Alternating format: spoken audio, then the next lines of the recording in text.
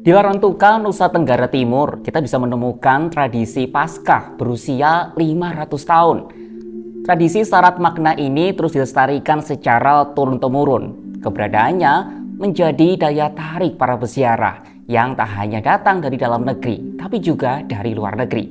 Bahkan mereka yang bukan beragama Katolik pun beberapa turut datang dan hanyut dalam sakralnya prosesi.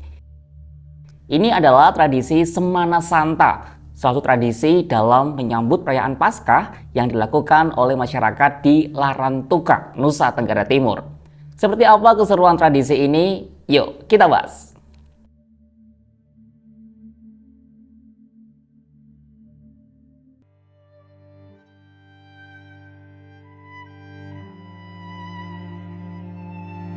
Sekarang mari kita mundur ke 500 tahun lalu. Saat itu ada seorang pemuda dari suku Resiona sedang bermain di pinggir laut. Pemuda ini melihat sesosok dewi yang berjalan di atas air. Karena penasaran, bertanyalah ia kepada sosok dewi itu, tapi malah dijawab dengan bahasa yang asing. Sang pemuda lalu melaporkan hal aneh ini kepada para tetua suku. Namun saat mereka kembali ke laut, sang dewi sudah tidak ada dan hanya menyisakan sebuah patung perempuan yang cantik dengan raut wajah syahdu. Nah, di dekat patung itu berdiri tersusun kerang-kerang dan membentuk simbol yang tidak mereka pahami. Patung itu lalu mereka bawa ke Korke, sebutan untuk rumah adat di NTT. Seiring waktu, masyarakat Larantuka mulai menyembah figur perempuan ini karena dianggap selalu mendatangkan keberuntungan.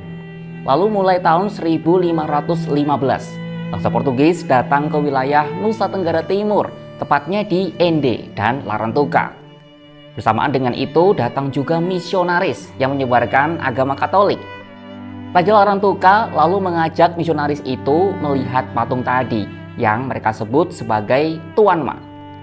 Sang misionaris lalu terkejut. Ternyata tulisan di dekat patung itu berbunyi Santa Maria Reina Rosari. Ia langsung berlutut karena menyadari bahwa figur itu adalah Bunda Maria.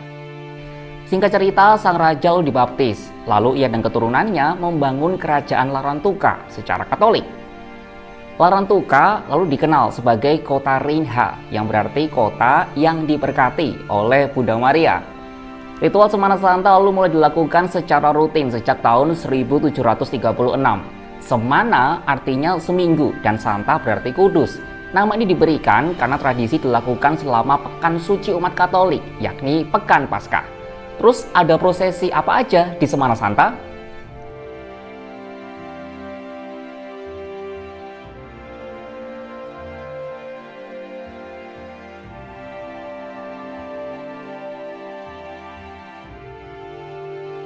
Jadi perayaan Semana Santa dirayakan selama seminggu penuh, mulai dari Minggu Palma sampai Minggu Paskah. Yuk kita bahas satu persatu. Pertama, Minggu Palma, atau kalau yang di Larantuka sebutannya adalah Domingo Ramo. Umat akan mengadakan prosesi mengelilingi katedral dalam rangka mengenang Yesus ketika memasuki kota Yerusalem. Hal ini seperti dijelaskan Mulyati dalam jurnalnya berjudul Semana Santa, Tradisi Paskah Umat Katolik di Larantuka, Flores, Nusa Tenggara Timur. Lalu ada perayaan Rabu Trewa alias Rabu Abu.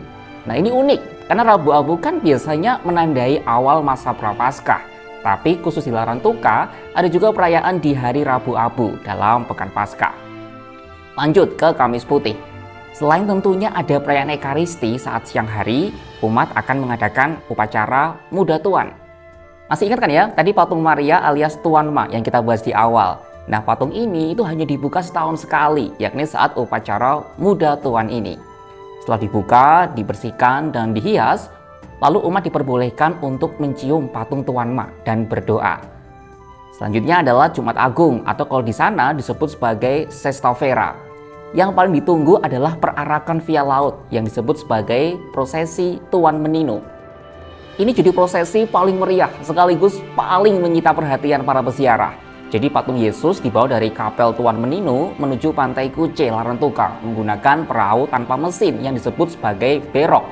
Nah, prosesi ini berlangsung dalam suasana sunyi karena Jumat Agung adalah memperingati wafatnya Yesus Kristus.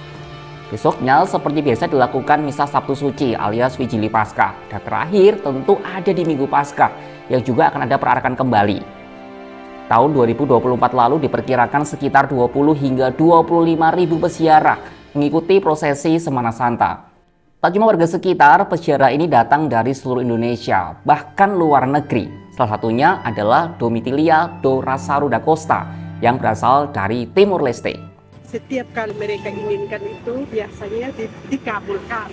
Maka itu saya dengar dari cerita ke cerita, akhirnya hari ini saya bisa ke Flores dan saya bersyukur, sangat bersyukur kepada Tuhan karena bisa saya ke sini dengan selamat.